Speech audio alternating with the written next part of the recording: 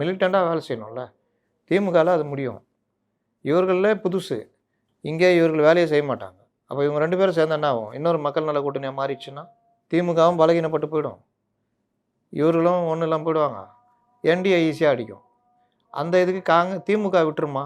இதெல்லாம் என்ன நடக்குதுன்னா, கூட்டணி எண்ணிக்கையை, அந்த கட்சி தொகுதி எண்ணிக்கையை அதிகப்படுத்துறதுக்கு இந்த மாதிரி பேச்சுவார்த்தைகளை உங்களுக்கு காங்கிரஸ் உலவ விடும். இது திமுக பயப்படும்ல. இதே வேலையை மற்றவர்களும் பண்ணுவாங்க. இதுதான் நடக்குது.